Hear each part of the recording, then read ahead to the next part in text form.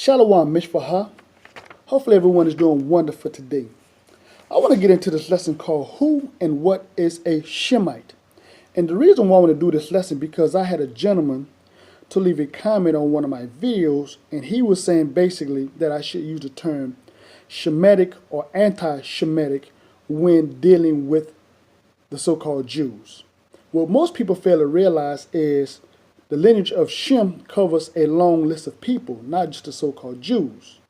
In fact, the so-called Arabs that are always being called anti-Semitic, they come from the lineage of Shem as well. And they're also being called anti-Semitic by the so-called Ashkenazi Jews, which is ironic, is Ashkenaz is the grandson of Japhet. So how can they be Shemitic people?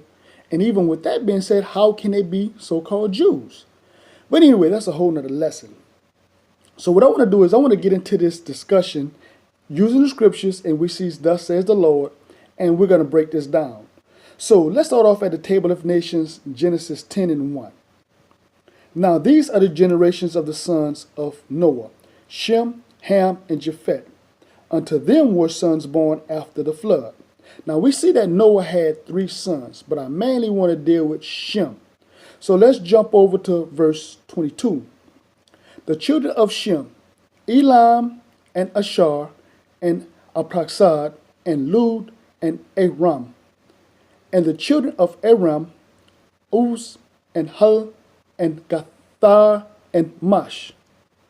And Arphaxad begot Salah, and Salah begot Eber.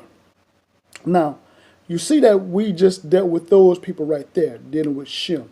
So what we're going to do is we're going to jump down to chapter 11, and we're going to go even further into the lineage coming out of Shem, and we're going to start off at verse 10. These are the generations of Shem. Shem was 100 years old and begot Arphaxad 2 years after the flood. And Shem lived after he begot Arphaxad 500 years and begot sons and daughters. And Arphaxad lived 530 years and begot Salah. And Arphaxad lived after he begot Salah 403 years and begot sons and daughters. And Salah lived 30 years and begot Eber. And Salah lived after he begot Eber 403 years and begot sons and daughters. And Eber lived 430 years and begot Peleg.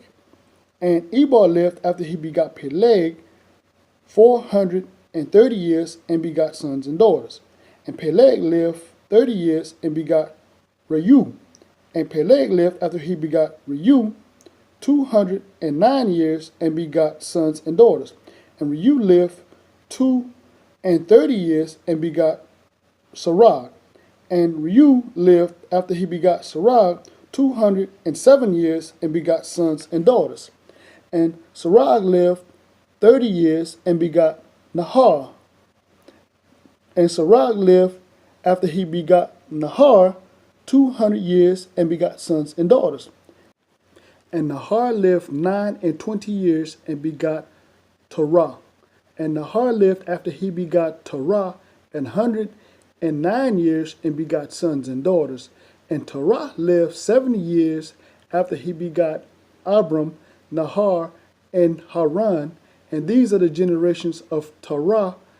Terah begot Abram, Nahar, and Haran begot Lot. So we see already that this lineage covers a long list of people. And all these people would be considered Semitic people. So what we're going to do is we're going to jump over to chapter 17. And we're going to start off at verse 17.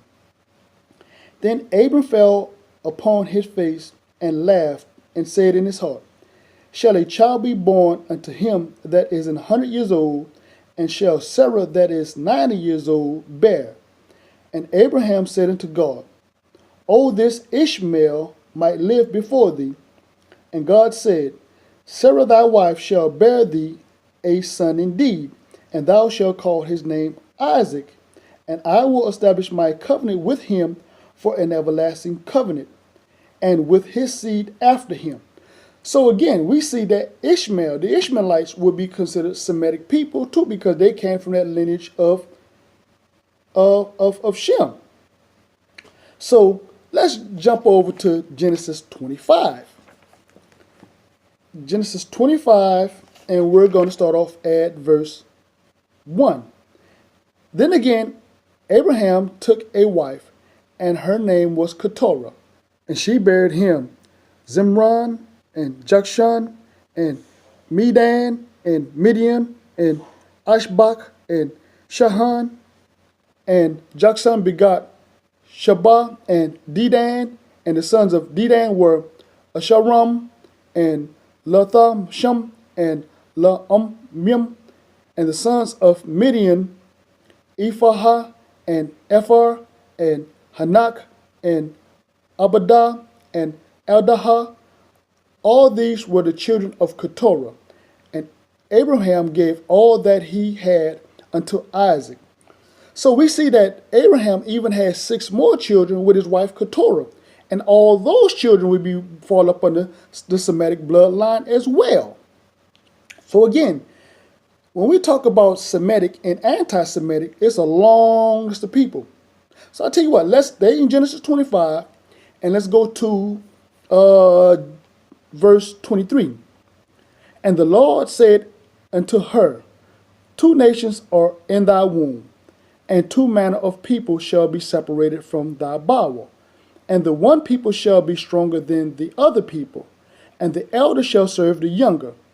And when her days to be delivered were fulfilled, behold, there were twins in her womb.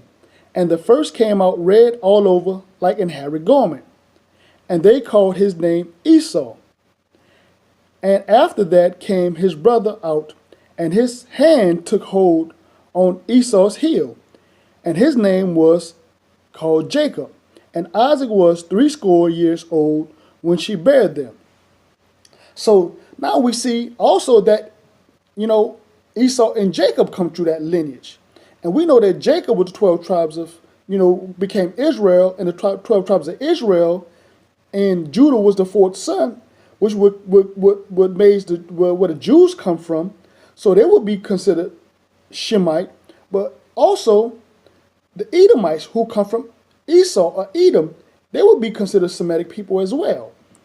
So again, family, I just want to break this down and show y'all that, when dealing with the term Semitic or anti-Semitic, it just does not cover the so-called Jews. It covers a long list of people. So I hope y'all guys got this. And with that being said, I'm going to cut it here. Peace, love, shalom.